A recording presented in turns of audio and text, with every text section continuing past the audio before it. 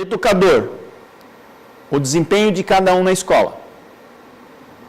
É importante e é crucial que todo educador da escola tenha um bom desempenho, para que a gente atinja o sucesso do aluno. O sucesso do aluno significa o quê? Principalmente, ele atingir excelência acadêmica e também estar preparado para a vida.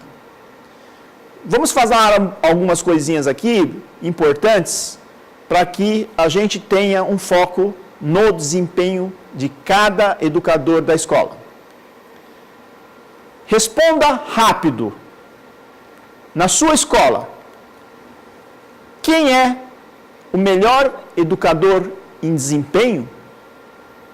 Sabemos que, principalmente os alunos, e também, consequentemente, os professores, têm já a percepção de quem é esse educador de melhor desempenho na escola. Por outro lado, qual é o educador que precisa de mais ajuda? Qual o educador que tem dificuldade para que os alunos aprendam a sua disciplina? Qual o educador que precisa de ajuda para que ele gerencie a sua sala de aula, baseando-se nos 4 pilares da educação? Qual é esse educador?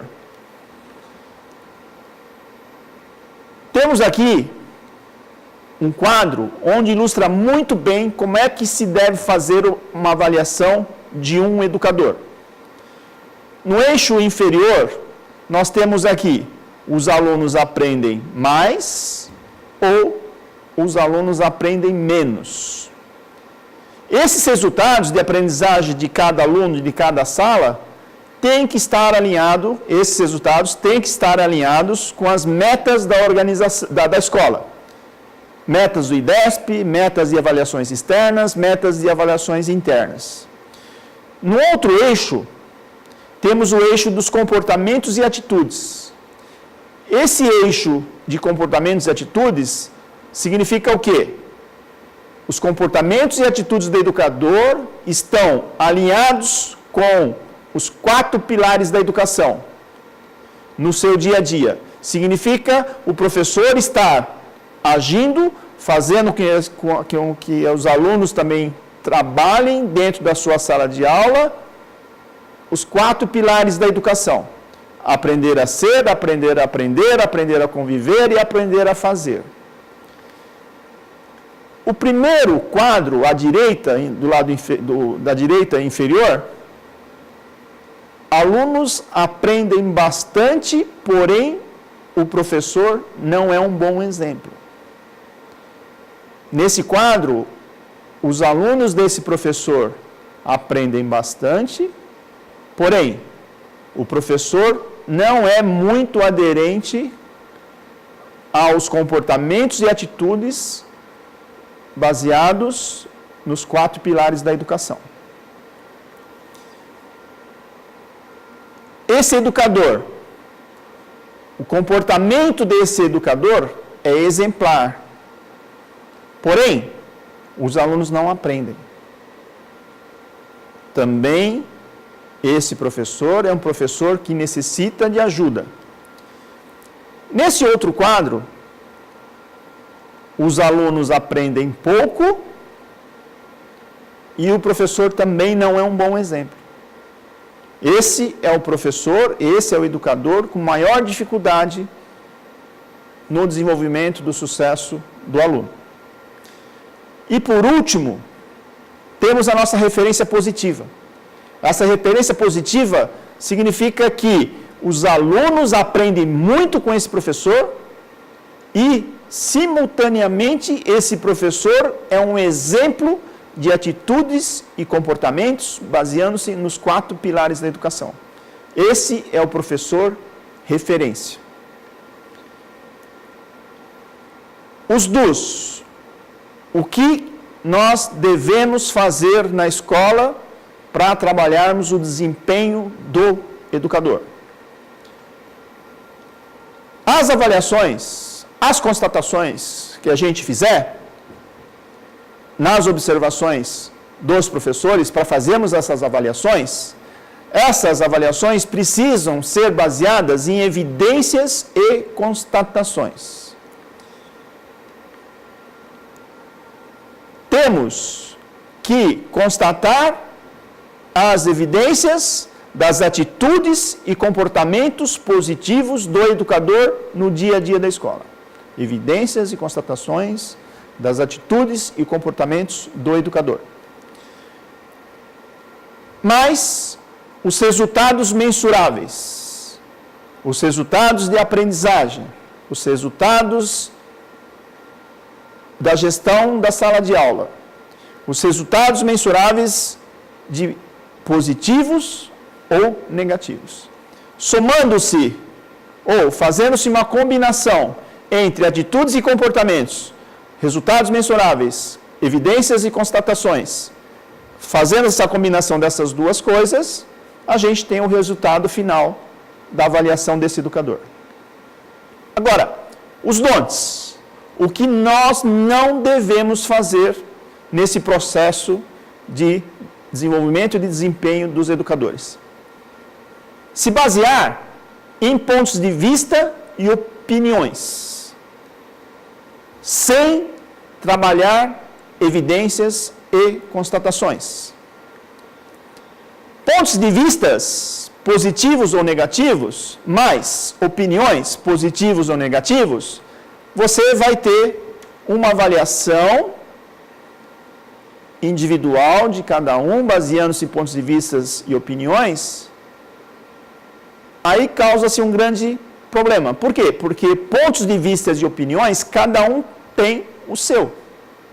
E normalmente esses pontos de vistas de cada um não são, digamos, alinhados, não são os mesmos. E na maioria das vezes, pontos de vistas e opiniões, que é natural, no mundo corporativo, no mundo escolar, cada um tem o seu.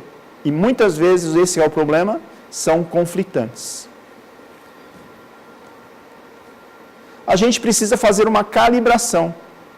A calibração, por exemplo, esse educador número 1, ele é um educador que os alunos aprendem bastante com ele e, por outro lado, também, simultaneamente, ele é um educador que tem um comportamento e tem atitudes muito alinhados com os 4 pilares da educação. Então, esse educador E1, ele é o número 1 da escola. Por outro lado, a gente tem o E7, o educador 7, ele é o mais difícil de todos os professores, de todos os educadores. Por quê? Porque os alunos aprendem muito pouco com ele e, simultaneamente, ele também não pratica bem os 4 pilares. Não é um bom exemplo.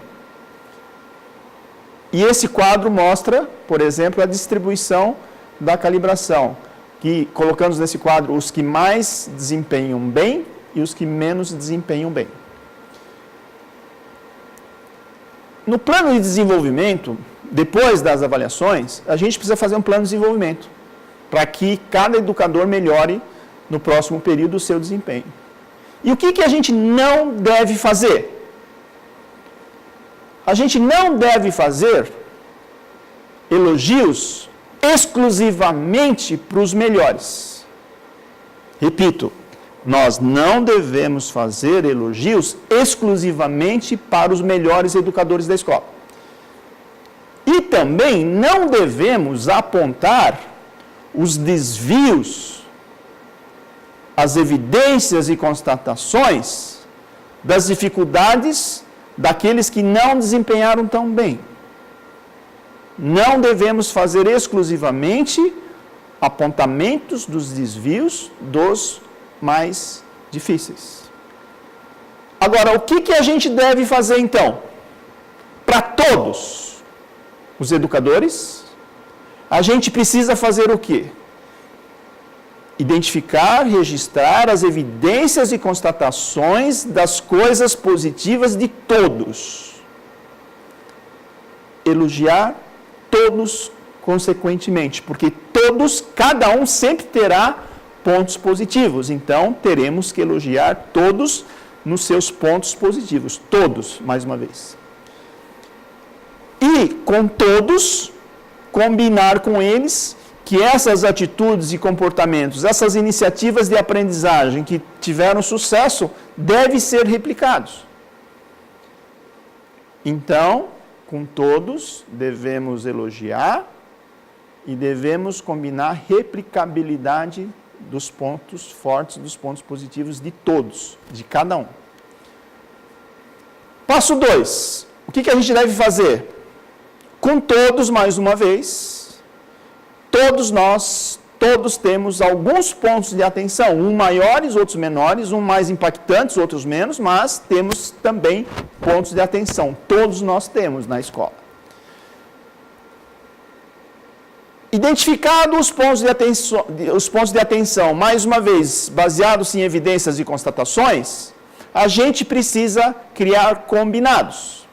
Criar combinados nada mais é do que definir o que fazer, o que não fazer, quando e como fazer e como monitorar esse combinado. Então, o combinado das coisas que são pontos de atenção, temos que definir o que fazer, o que não fazer e como monitorar. Depois de a gente definir os nossos combinados para os pontos de atenção, precisamos revisitar a formação, fazer junto e acompanhar no dia a dia de cada um da escola. Isso é muito importante. Feitos combinados, significa que esses educadores, eles não possuem competência suficiente para fazer sozinho, porque se ele soubesse fazer sozinho, ele já teria feito. Revisitar a formação, fazer junto e acompanhar, com o objetivo de ajudar esse educador a desenvolver melhor as suas atividades para o sucesso do aluno.